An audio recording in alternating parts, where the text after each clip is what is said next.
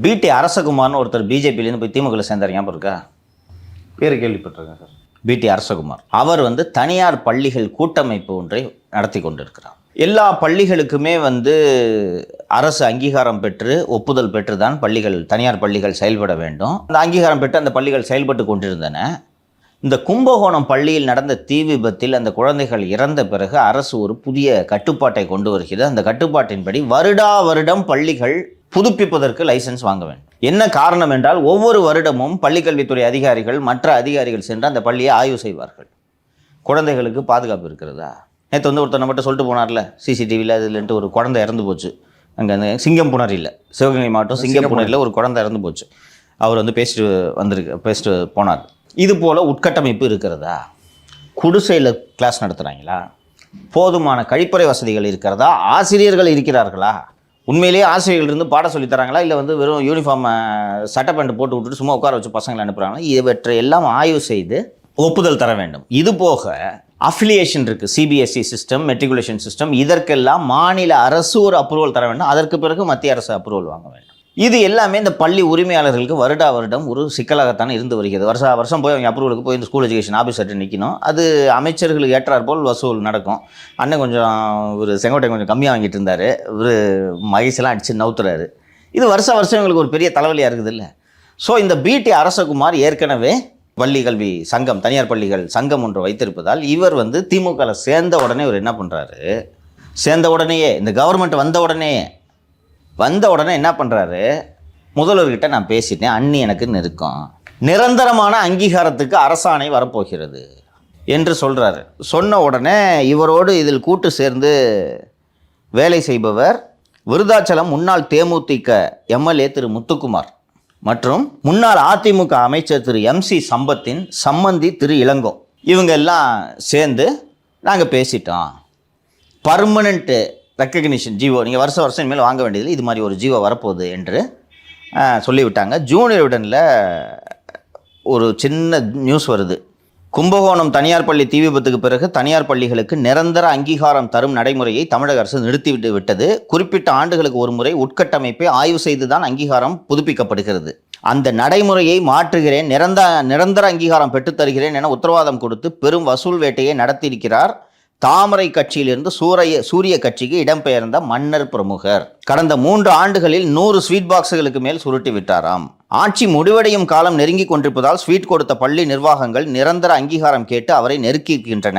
முதன்மையானவரிடமும் துறையிலும் தனக்கு செல்வாக்கு இருக்கிறது, ஒரு ஜிஓவில் வேலை முடிந்துவிடும் என்று இப்போதும் சமாளித்து வருகிறாராம். எப்போது வேண்டுமானாலும் இந்த மோசடி வெடிக்கலாம் அப்படின்ட்டு இதில் நியூஸ் வந்திருக்கு. இது ஆக்சுவலி இதில் போட்டிருக்குது 100 கோடின்னு போட்டிருக்கேன். 100 கோடி இல்லை, 300 கோடி. எல்லா ஸ்கூலையும் கணக்கு போடுங்க. பர்மனெண்ட் ரெகக்னிஷனாக ஸ்கூலுக்கு 50 லட்ச ரூபா வருமா? கொடுப்பாங்களா? வருஷம் நீ இப்போ 20 லட்சம் செலவு பண்ணுறல, இது நீ ஒரு அமௌண்ட்டு கொடுத்தானே இது பர்மனெண்ட்டு. பர்மனெண்ட் அந்த வார்த்தை ஏற்க முடியாதுல்ல சார். இப்போ ஸ்கூல் எக்ஸ்பேண்ட் பண்ணுறோம், உங்களுக்கு கட்டடம் இன்ஃப்ராஸ்ட்ரக்சர் எல்லாமே வருஷத்துக்கு வருஷம் மாறும். சில டைமில் மாணவர்களோட எண்ணிக்கை சேர்க்கை எண்ணிக்கை அதிகமாகும். அவங்க அரசுக்கு தமிழ்நாடு அரசாங்கம் சொல்கிறத பார்த்தா வருஷம் போய் பார்த்து அதுக்கப்புறம் அப்ரூவ் கொடுக்குறது தான் ஒரு நல்லது. ஓகேங்களா? இப்போ நீங்கள் பர்மனெண்ட்டாக கொடுத்துருங்க, நாளைக்கு ஏதாவது ஒரு இஷ்யூ நடந்துச்சுன்னா வச்சுங்க, அந்த அப்ரூவை கேன்சல் பண்ணுவீங்களா? ஆக்சுவலாக இந்த சட்டமே பார்த்தீங்கன்னா கிரைசிஸ் வந்ததுக்கு அப்புறம் தான் எடுத்துகிட்டு வந்திருக்காங்க. இந்த வண்டிகளெல்லாம் எடுத்துகிட்டு போய் ஒரு வருஷத்துக்கு ஒரு தடவை செக்அப் பண்ணுவாங்க இல்லையா ஆர்டிஓவில், அது மாதிரி ஒவ்வொரு தடவையும் ஸ்கூலை கரெக்டாக தான் இருக்கும், எங்களுடைய கட்டமைப்பு சொல்லுவாங்களா அதெல்லாம் சரியாக இருக்கா அப்படின்னு பார்க்குறது அந்த குழந்தைகளுக்கு அவங்களுக்கு நல்லது இல்லையா? நீங்கள் இதெல்லாம் ரொம்ப டீட்டெயிலாக இவ்வளோ ஏன் பேசுகிறீங்கன்னு தெரியல. சிம்பிளாக ஒரே வார்த்தையில் முடிக்கிறேன். இது ஒரு சதுரங்க வேட்டை. தனியார் பள்ளி நடத்துகிறவங்களுக்கு இது ஒரு தலைவலி. ஆளுங்கட்சியை சேர்ந்த ஒரு நபர், தனியார் பள்ளி கூட்டமைப்பை வைத்திருக்கக்கூடிய ஒரு நபர் நான் பேசிட்டேன், அன்னிக்கிட்ட பேசிட்டேன், பர்மனெண்ட் ரெகக்னிஷன் வாங்கி தரேன்னு சொன்னால் உங்கள் மனசு நம்ப விரும்புது. இன்னொன்று, அவர் கேட்குற 50 லட்ச ரூபாயோ 1 கோடி ரூபாயோ ஆர்டிஜிஎஸ் ட்ரான்ஸ்ஃபராக பண்ணீங்க, நெஃப்ட் ட்ரான்ஸ்ஃபர் பண்ணிங்களா? மாணவர்கள்ட்ட வாங்குகிற அந்த பெட்ரோல்கிட்ட பிடுங்குற ஃபீஸை கேஷாக கொடுத்துருப்பீங்க, கரெக்டாக? இப்போலாம் நிறையா ஸ்கூலில் வெறும் அக்கௌண்ட் டு அக்கௌண்ட் ட்ரான்ஸ்ஃபர் தான் சார். இப்போ இருக்குமா? அதுக்காக ஸ்கூலில் எக்ஸஸாக வாங்குறதே இல்லையா? லஞ்சம் கொடுக்குறது எப்படி சார் பேங்க்கில் கொடுக்க முடியும்? அப்போ டொனேஷன் ஏதாவது கொடுக்க மாட்டாங்களா? அது மாதிரி கொடுக்குறீங்க. நீங்கள் இப்போ ஒரு ஸ்கூல் வச்சுருக்கிறீங்கன்னா 1 கோடி ரூபாய் அரசகுமாருக்கு கொடுத்துருக்கீங்க. வந்துடும் ஜீவோன்னு வெயிட் பண்ணிகிட்டு இருக்கீங்க, வரல. இப்போ உங்களால் கம்ப்ளைண்ட் பண்ண முடியுமா? 300 கோடி அடிச்சிட்டாங்களாம்ப்பா. அரசகுமார் அன்கோ. அரசகுமார், ஒரு எம்சி சம்பத்தோட சம்மந்தி இளங்கோ, விருதாச்சலம் முன்னாள் தேமுதிக எம்எல்ஏ முத்துக்குமார், இவங்க எல்லாம் சேர்ந்து ஒரு கூட்டம். இவங்களுக்கு தான் வசூல் வேலையாம், ஸ்கூலை போய் பார்க்குறது. இப்போ நீங்கள் ஸ்கூல் நடத்தினா போய் உட்காந்துக்கிறது காலைல காரை போட்டுக்கிட்டு வந்துட்டு. அப்புறம் அந்த ரெக்கக்னிஷனு அப்ரூவல் இருக்குது, முடிஞ்சது. ஜியோ வரப்போகுது, பேசியாச்சு. அன்பில் மகேஷ்ட்டு சிஎம் சொல்லிட்டாராம் ஜியோ இஷ்யூ பண்ணிட்டு. இது அன்பில் மகேஷுக்கு தெரியுமா? அன்பில் மகேஷ்க்கு இது தெரியவே தெரியாது. அரசகுமார் அந்த மாதிரி ஆள். இப்போ அரசகுமார் தன்னோட கெரியரை ஸ்டார்ட் பண்ணதுலேருந்தே ஃப்ராட் இருந்தால். அரசகுமாருக்கு வேலையே மோசடி தான் வேலையே. சதுரங்க வேட்டை கேரக்டர் தான். செட்டியார் உஷாராயிட்டான்னு ஃபோனை தூக்கி போட்டு போகிற ஆள். இதே மாதிரி பிஜேபியிலேருந்து உஷாராயிட்டு தூக்கி போட்டு திமுகக்கு வந்துட்டு இந்த வேலையை செஞ்சுட்டு இருக்காரு. 300 கோடி ரூபாய் உங்கள் ஆட்சி பேரை சொல்லி, பள்ளிக்கல்வித்துறை பேரை சொல்லி ஒருத்தன் உங்கள் கட்சியிலே இருந்துக்கிட்டு வசூல் பண்ணிக்கிட்டு இருக்கான். உங்கள் உளவுத்துறை என்னப்பா பண்ணிட்டு இருக்கு? 4 வருஷமா வசூல் பண்ணியிருக்காங்க. 4 வருஷமா ஜியோவும் வராதுப்பா. இப்போ சொன்னாங்களே மாலதி, நீங்களும் சொன்னீங்களே, எப்படி அதிகாரிகள் ஒத்துப்பாங்க? அதிகாரிகள் இருப்பாங்கல்ல. இப்போ நீங்கள் சொன்ன ஆர்குமெண்ட்டை வைப்பாங்க. சார், கும்பகோணத்தில் அத்தனை குழந்தைங்க செத்துச்சு, பாதி ஸ்கூலில் இன்ஃப்ராஸ்ட்ரக்சர் இல்லை, கக்கூஸ் இல்லை, கக்கூஸை க்ளீன் பண்ணுறதுக்கு ஆயா கூட போட மாட்டேங்கிறான். நம்ம பாட்டு இப்போ வருஷம் ரெனியூவல் பண்ணும்போதே ஒழுங்காக வாத்தியாரங்களை போட மாட்டேங்கிறாங்க. நம்ம நிரந்தர ரெகக்னிஷன் கொடுத்துட்டா பெற்றோர்களை ஃப்ளீஸ் பண்ணுவாங்க. ஒரு செக்கு வேணும், கவர்மெண்ட்டோட செக்கு வேணும் சார், இல்லைன்னா பள்ளிக்கல்வித்துறை சரியாக இருக்காது அப்படின்ட்டு அதிகாரிகள் அப்ஜெக்ட் பண்ணுவாங்களா மாட்டாங்களா? எப்படிப்பா பர்மனெண்ட் ரெகக்னிஷன் தாங்க, அவ்வளோதான், இனிமேல் நீங்கள் இதோட அவ்வளோதான், நீங்கள் இன்னும் ஒரு 50 வருஷம் கழிச்சு அப்ரூவலுக்கு வாங்கன்ட்டு எப்படி அதிகாரி ஒத்துப்பான்? ஜென்மத்துக்கு நடக்காது இது. இது ஒரு கமிட்டி போட்டு தான் இதை முடிவு எடுக்கணும். எப்படி ஒத்துக்குவாங்க?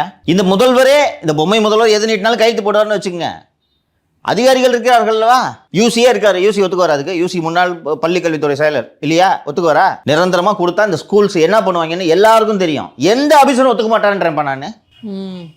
ஒரு கண்டாங்கரஸ் ஆஃபீஸராக இருந்தாலே ஒழிய நிரந்தர அங்கீகாரம் என்பதை எந்த அதிகாரியும் ஒத்துக்க மாட்டார். இருக்கிறதே ஒஸ்ட் ஆஃபீஸர் கூட ஒத்துக்க மாட்டார். மகேஷ் ஒத்துக்க மாட்டார். இன்னொன்று, இந்த ஸ்கூல் எஜுகேஷன் விவகாரத்துலலாம் இன்னும் யூசி தலையிடுகிறார். அவர் இருந்த முன்னாள் செயல். இன்னொன்று, அவர் ஃபியூச்சரிஸ்டிக்காக பார்க்கக்கூடியவர். பேஸு கரெக்டாக போட்டால் தான் ஸ்டேட்டு நாளைக்கு நல்லா வரும்ட்டு இந்த விஷயம் எல்லாம் யூசிக்கு உண்டு.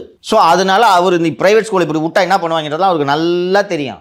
தாண்டி அதிகாரிகள் எப்படி யோசிப்பாங்கன்னா, வருஷம் அமௌண்ட் வாங்கினுக்கிறோம், திஸ் இஸ் அ குட். இது அதை விட்டு இவங்களுக்காக, அந்த கட்சிக்காக நம்ம எதுக்கு வந்து ஒரே டைம்ல வாங்கணும் அப்படின்னு யோசிப்பாங்க. இல்லை, அப்படிதான் யோசிப்பாங்க. ஆமாம், இதுவும் நல்ல ஆங்கிள். ஒத்துக்க மாட்டாங்க. அப்புறம் நம்மளை மதிக்க கூட மாட்டான். நாளைக்கு ஒரு அட்மிஷன் கேட்டால் கூட நம்மளை கண்டுக்க மாட்டான். இது நடந்துக்கிட்டு இருக்குதுமா. நான் விசாரிக்கிறேன். 300 கோடியா, 100 கோடி இல்லை, 4 வருஷமாக வசூல் பண்ணிட்டு இருக்கான்ப்பா.